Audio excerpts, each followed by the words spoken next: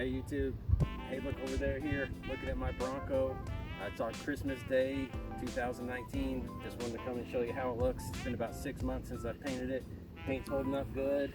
Tires still look nice and shiny. They definitely pop out now that I sanded those things down with the 2000 grit. I'm happy with how it's turned out. Come over this way, I'll show you a little bit of the accessories that I've put on here.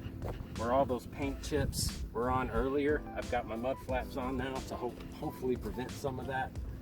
I've tube-toned the roof of the camper top so that it looks black and solid. It kind of gives it a newer, modern look.